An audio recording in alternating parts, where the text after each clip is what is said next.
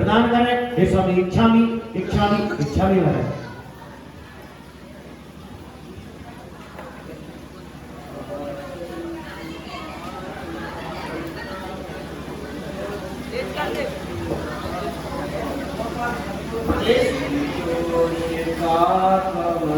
जीवन में खिला है निर्दाम ही मिल रही मुझको सुवस्तु। मैं बार बार करता गुरु को नमस्तु। मैं बार बार करता गुरु को नमस्तु। चिंतामणि पार्श्वनाथ भगवान की, कुंडलपुर के बड़े बाबा श्री वृषभनाथ भगवान की, संत शिरोमणि आचार्य भगवंत गुरुदेव श्री विद्यासागर जी महामुनि महाराज की, कुल निरापक श्रवण मुनि श्री समय सागर जी महामुनि महाराज की, कुली पूज्य श्री प्रशस्त सागर जी, मल्ली सागर जी, आनंद सागर जी महामुनि महाराजों की, कुली निर्गंत सागर जी से निर्लेप सागर जी पर्यंत समस्त मुनि महाराजों की जय। पूरी श्री औचित्य सागर जी से लेकर विरल सागर जी महामुनि चुल्लक महाराजों की जय। समस्त चुल्लक जी संघ की जय। समय 9:15 है, हो गया है। समय का बोध आपको इसलिए कराया जा रहा है क्योंकि इसके बाद कब खत्म करना है ये आप मुझे बताएंगे।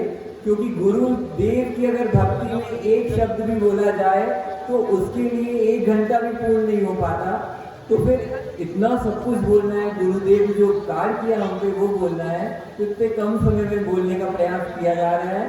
समय हो तो आप हमें सूचित करिएगा। वादिराज मुनिराज ने एक ही भाव स्रोत लिखा है। उस एक ही भाव स्रोत के लास्ट जो श्लोक है उनमें लिखा है, भक्ति प्रभव महेंद्र पूजित पद त्वत्कीर्तने नाशमा सूक्ष्म ज्ञान दृशोपि संयम भृता के हंत मंदावयम अस्माभिस्तवनच्छलेन तु प्ररस त्वय्यादरस्तन्यते स्वात्मा धीन सुखैषिणा सखलुना कल्याण कल्पद्रुमा। उसमें भगवान की स्तुति करके बोल रहे हैं कि हे इंद्रों द्वारा पूजित भगवान, आपकी स्तुति करने में जब मना पर्याय ज्ञानी अवधि ज्ञानी मुनि महाराज भी सक्षम नहीं है तो फिर मैं मंद बुद्धि आपकी स्तुति करने में कैसे सक्षम हो सकता हूँ। इसी प्रकार हमारे गुरुदेव की स्तुति करने में जब पूज्य मुनि श्री समय सागर जी, पूज्य मुनि श्री योग सागर जी, पूज्य मुनि श्री नियम सागर जी आदि महामुनिराज जब आपकी स्तुति करने में सक्षम नहीं है तो हम चुल्लक महाराज कैसे आपकी स्तुति कर सकते हैं।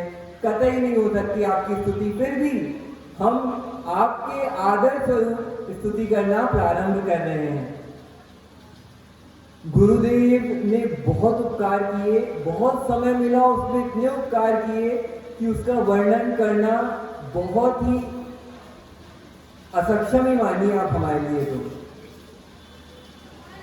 हम अपनी लास्ट जो समय है गुरुदेव का उसी का वर्णन करते हैं। तो उसका वर्णन करने में सबसे पहले हम जब निर्वाणा में थे, निर्वाणा में हमने गुरुदेव का पड़गाहन किया। पड़गाहन करने के बाद उनको जब उनकी वसतिका में छोड़ने गए तो गुरुदेव से एक ही प्रार्थना की थी कि जो सतना 2018 चातुर्मास में हमने आपका समोशरण देखा था, आपका जो विद्यालय देखा था, आपका जो गुरुकुल देखा था, उसी गुरुकुल में जाने की भावना है। पूज्य मुनि श्री समय सागर जी के पास जाने की भावना है। तो गुरुदेव ने कहा था रुको रुको, जल्दी नहीं करते, हम देखते हैं। तो हमने सिर्फ इतना बोला था कि गुरुदेव आप हर बार बोलते हैं देखते हैं देखते हैं। तो बहुत तेज में मुस्कुराए और वो बोलते हम तो ऐसे ही बोलते हैं। फिर उसके बाद उनमें मेरे बगल में एक ब्रह्मचारी भैया अंकित भैया बैठे थे, उनकी 8 प्रतिमा कर दी। इधर एक भैया बैठे थे, उनको व्रत दे दिया। फिर हमने फिर से गुरुदेव से बोला कि आचार्य श्री आपने उनकी आर्ट प्रतिमा कर दी, आपने उनको उगत दे दिया, मुझे तो कुछ भी नहीं दिया, मैं खाली हाथ आपके दरबार से चला जाऊं, ऐसा कैसे हो सकता है? तो फिर वो मुस्कुराए और बोलते हैं जल्दी नहीं करो, धीरे धीरे करेंगे। हम उठ के आ गए। अब हम भोजन करने लगे, इसके बाद इडियापत भक्ति हुई और उसके बाद उनने पूज्य मुनि श्री सोमसागर महाराज जी से बोल दिया कि वो जो भाई है उससे बोल दो कि चुपचाप बिना हल्ला किए समय सागर जी के पास अभी तुरंत चला जाए, हमारे बिना दर्शन किए भी। मतलब गुरुदेव की इतनी कृपा थी कि इतना सा मैंने सिर्फ उनसे निवेदन किया और उनने मुझे इतना बड़ा प्रसाद दे दिया उसका फलस्वरूप।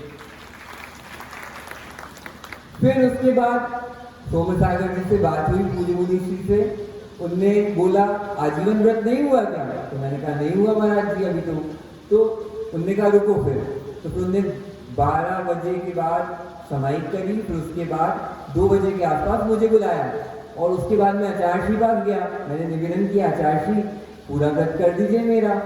तो कहते तुम कौन हो? मैं हैरान हो गया कि आचार्य श्री बोल रहे तुम कौन हो? अभी तो उन्होंने बोला 5 मिनट आधे 1 घंटे पहले कि तुम्हें बड़े महाराज के पास जाना है। तो उस समय क्या था, मास्क लगाए थे तो पहचान नहीं पाए होंगे। तो हमने मास्क नीचे किया, बोला आचार्य श्री आपने बड़गाहन दिया था हम सतना से। अच्छा हाँ। तो उनने मुख्य 3 बातें बोली थी। 3 बातें क्या क्या बोली थी? उनने बोला था वहाँ हम बड़े महाराज जी पास भेज रहे हैं, यहाँ आज्ञा का पालन करना होता है, क्या आज्ञा का पालन करोगे? तो हमने कहा जी गुरुदेव आप जैसा बोले। दूसरा पॉइंट उन्होंने बोला मुझसे कि वहाँ 4 भाई लोग और हैं, उनके साथ अच्छे से रहना, पूरक बन के रहना। मैंने कहा जी गुरुदेव रहेंगे। और तीसरा पॉइंट जो मुख्य पॉइंट उन्होंने बोला वो बोला सबकी विनय करना। तो ये 3 सूत्र भेज के और एक हाथ उठा के प्रशस्त हस्त उठा के उनने आशीर्वाद दिया। बस इतनी ही चीज दी और कुछ नहीं, सिर्फ 3 शब्द और हाथ उठा दिया और उससे मेरे जीवन में अमूल चूल परिवर्तन आ गया। तो सोचो उनकी अगर हर प्रहर एक बातों को अगर हम फॉलो करते जाएं, अगर मानते जाएं तो हमारे जीवन में कितना सारा चेंजेस आएगा। अल्टीमेटली एक ही बात याद आती है जो आप पूजा में पढ़ते हैं, बहुत अच्छी लाइन है, वो है शब्द नहीं गुण गाने को, गाना भी मेरा अनजाना, स्वर ताल छंद मैं क्या जानूं, केवल भक्ति में रम जाना। बस गुरुदेव हमें कुछ भी नहीं आता, कुछ पता भी नहीं है, आप जो बोलेंगे हम वो ही करेंगे, आप जो बताएंगे हम वही करेंगे, उसके अलावा हम कुछ भी नहीं करेंगे। ऐसी भावना निरंतर बनी रहे तो हमारे जीवन का कल्याण हो सकता है। और एक छोटी सी बात और कहना चाहते हैं हम, समंतबद्ध स्वामी ने स्वयंभू स्त्रोत में अरहनाथ भगवान की स्तुति करते हुए लिखा है, गुणस्तोकम सदुलंघ्य तद बहुत कथा स्तुति, आनंद्यांते गुणावक्तुष मां शक्त्वा कथम। इसका अर्थ ये है कि छोटे छोटे गुण हो के भी अगर स्तुति करी जाए तो वो बढ़ा चढ़ा के बताया जाता है। छोटे से गुण हो और किसी की स्तुति करनी हो तो उसको बहुत बड़ा चढ़ा के बताया जाता है। ये स्तुति का कथन की शैली है। मगर आप में हे अरहनाथ भगवान, आप में अनंत गुण है, तो क्या उस गुण को कहने में कोई सक्षम है?